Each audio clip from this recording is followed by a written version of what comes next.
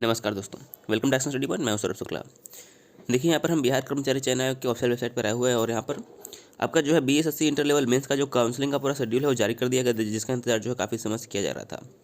देखिए, 7 तारीख यानी कि कल रात में जो है ये पूरा आपका शेड्यूल जारी कर दिया गया है। पूरा डॉक्यूमेंट कौन कौन सा लगने वाला है, पूरी बात कौन कौन सा प्रारूप कैसे आपको भरना है, पूरी बात करने वाले हैं, तो वीडियो को ज़रूर अंत तक बने रहिएगा। अगर आप वीडियो को मिस करते हैं तो आपको जो है काफ़ी परेशानी हो सकती है। तो देखिए, यहाँ पर क्या लिखा है कि विज्ञापन संख्या 06060-114 Important notice regarding schedule for scrutiny of documents, counseling of candidates to ascertain their eligibility of advertisement number 0606014 first inter level combined competitive examination 2014। तो देखिए, इसको क्लिक करते हैं क्योंकि ये अब तक का सबसे इंपॉर्टेंट नोटिस है और इस नोटिस के द्वारा ही आपका जो काउंसलिंग प्रक्रिया है उसको आयोजित करवाया जाएगा।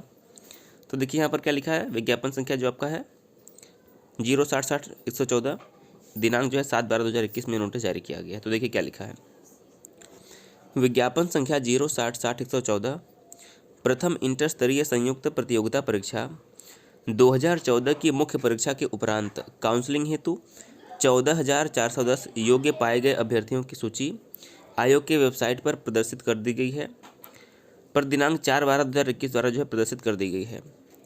काउंसलिंग हेतु योग्य पाए गए अभ्यर्थियों को सूचित किया जाता है कि उनके प्रमाण पत्रों की संवीक्षा दिनांक 14/12/21 से 24/12/21 तक AN कॉलेज पटना जो है यहाँ पर किया जाएगा, पानी टंकी के पास पश्चिम में स्थित कॉलेज का तीसरा द्वार केनरा बैंक के सामने। यानी कि जो आपका काउंसलिंग का डेट है वो 14 दिसंबर से लेकर 24 दिसंबर तक जो है निर्धारित किया गया है।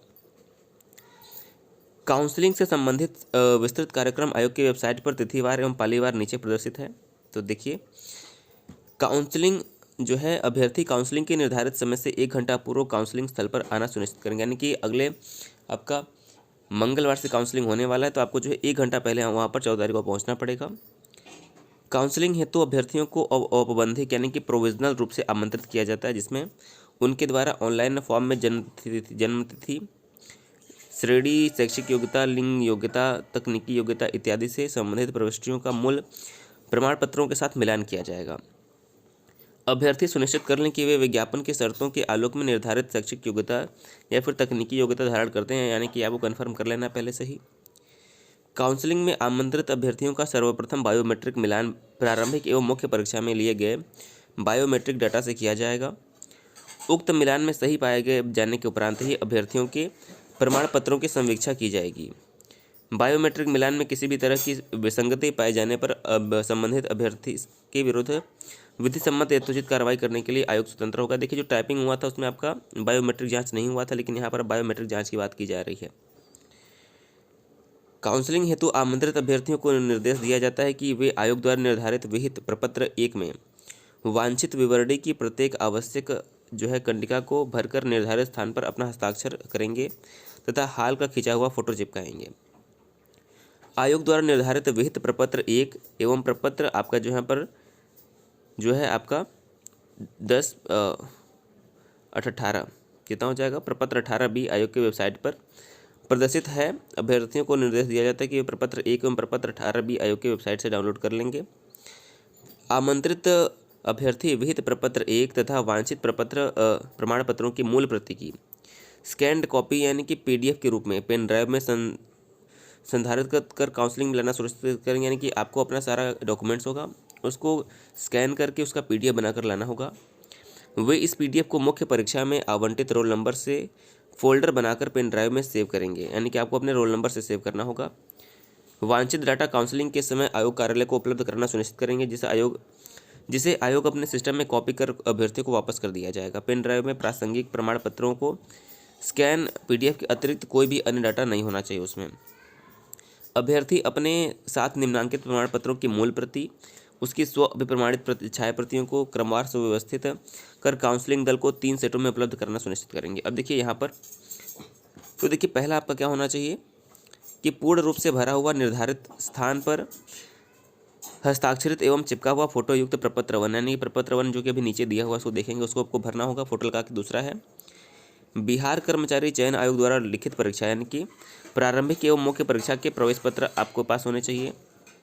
इसके अलावा देखिए तीसरे नंबर पर क्या दिया है, मैट्रिक अथवा समकक्ष उत्तीर्णता का मूल अंक एवं प्रमाण पत्र, यानी कि मैट्रिक यानी कि 10वीं का होना चाहिए।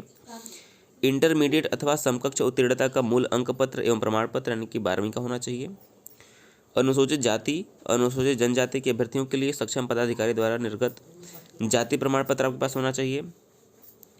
पिछड़ा एवं अन्य पिछड़ा वर्ग के अभ्यर्थियों के लिए सक्षम पदाधिकारी द्वारा निर्गत क्रीमी लेयर रहित प्रमाण पत्र, ओबीसी वालों के लिए जो है आपका क्रीमी लेयर यानी कि नॉन क्रीमी लेयर वाला आपके पास प्रमाण पत्र होना चाहिए। 7वां है निर्धारित प्रपत्र में विकलांगता संबंधी प्रमाण पत्र, यानी कि यदि कोई व्यक्ति विकलांग है तो उसका प्रमाण पत्र आपको लगाना पड़ेगा। इसके अलावा सक्षम पदाधिकारी द्वारा निर्गत स्थायी आवास यानी कि परमानेंट रेजिडेंशियल प्रमाण पत्र, यानी कि स्थायी निवास प्रमाण पत्र आपका होना चाहिए। भूतपूर्व सरकारी सेवक द्वारा संबंधित प्रमाण पत्र यदि आपके पास है तो।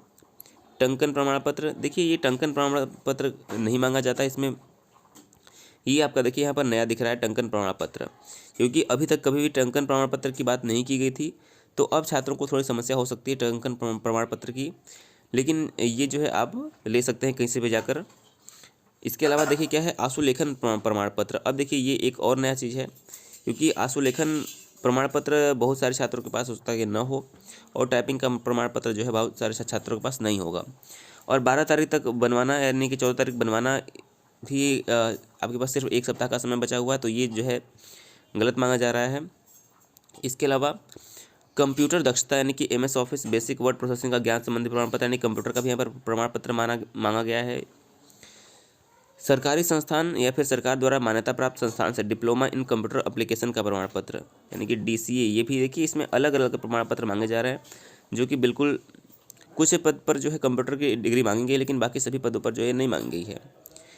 भारतीय पुनर्वास परिषद से मान्यता प्राप्त संस्थान से व्यावसायिक परीक्षण में डिप्लोमा या ITI में सर्टिफिकेट कोर्स एवं भारतीय पुनर्वास परिषद से संबंधित बुनाई अनुदेशक पद एवं शिल्प शिक्षक पद के लिए जो है ये आपको मांगा गया है।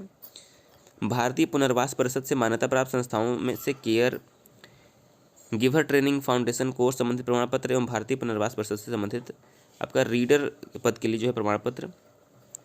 इसके अलावा विदेशी भाषा लिखा है कि अंग्रेजी छोड़कर के ज्ञान के संबंध में प्रमाण पत्र, फोटोयुक्त पहचान पत्र जैसे कि Aadhaar card, voter ID, driving licence आदि। इसके अलावा लिखा है कि क्रम संख्या 1 से 17 तक अंकित प्रमाण पत्रों में जो लागू हो 3 सेट में 100 प्रमाणित छाया प्रति के साथ लगाना है। इसके अलावा पेन ड्राइव में उपरोक्त प्रमाण पत्रों को जो लागू हो PDF बनाकर आपको लाना है। देखिए यहाँ पर बाकी सब ठीक है, लेकिन यहाँ पर जो आपका 10 यानी कि टंकन से लेकर और यहाँ पर आपका जो है 16 तक दिया गया है, 10 से 16 तक, जैसे कि टाइपिंग हो गया, आशुलेखन हो गया, कंप्यूटर दक्षता हो गया, ये सब जो दिया है 10 से 16 तक।